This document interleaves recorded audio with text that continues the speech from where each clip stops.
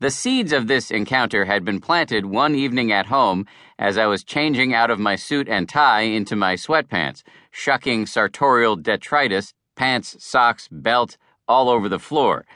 I enjoyed doing this not only because it appealed to both my laziness and my constant desire to rush to the next thing, the sooner I get these clothes off, the sooner I'll get dinner, but also because it annoyed Bianca, who sometimes playfully called me Hurricane Harris.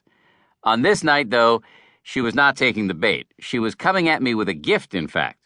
In her hands, she had a pair of books written by someone named Dr. Mark Epstein.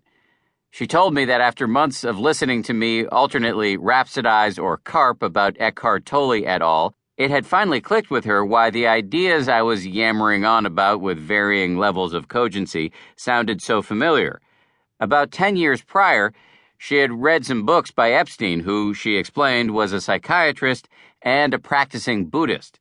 His writing had been useful for her during a difficult time in her 20s, a quarter-life crisis when she was struggling with family issues, as well as the decision about whether to embark on the interminable training necessary to become a doctor.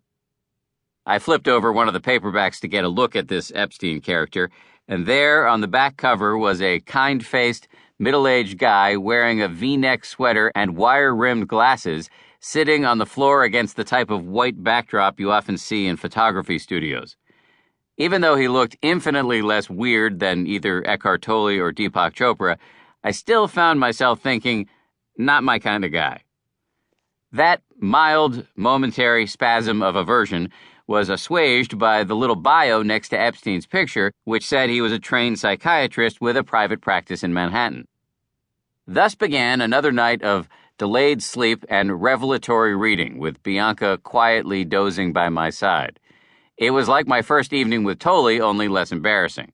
What I found in the pages of Epstein's book was thunderously satisfying, like scratching an itch in an unreachable area, like finally figuring out why Luke Skywalker and Princess Leia's sexual tension never felt right. Very quickly, it became blazingly clear the best parts of Tolle were largely unattributed Buddhism. Tolle had not, as I'd assumed when I first read A New Earth, made up his insights out of whole cloth. Apparently, he'd appropriated them and then affected a sort of intellectual elephantiasis, exaggerating their features in the most profitable of ways. 2.5 millennia before Eckhart Tolle started cashing his royalty checks, it was the Buddha who originally came up with that brilliant diagnosis of the way the mind works. In Epstein's writings, it was all there: the insatiable wanting, the inability to be present, the repetitive, relentlessly self-referential thinking. Here was everything that fascinated me about Tolle without the pseudoscience and grandiloquence. To boot, the good doctor could actually write. Compared to Tolle, in fact, this guy was Tolstoy.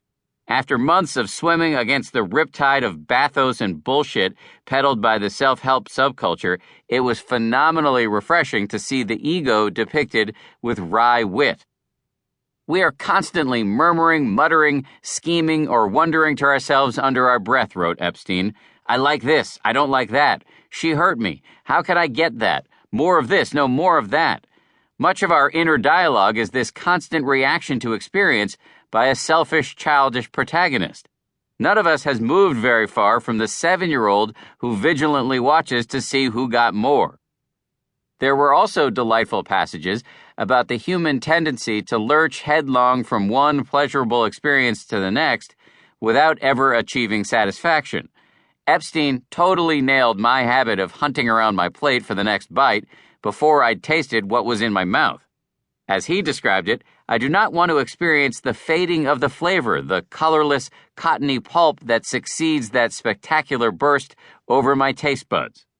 Prior to reading Epstein, my most substantial interaction with Buddhism was when, as a 15-year-old punk kid, I stole a Buddha statue from a local gardening store and put it in my bedroom because I thought it looked cool. Despite the fact that I was now a religion reporter, I still had only a glancing understanding of this faith. With Buddhists comprising only about 1/300th of the U.S. population and not being in the habit of taking strident political stands, they didn't attract much coverage.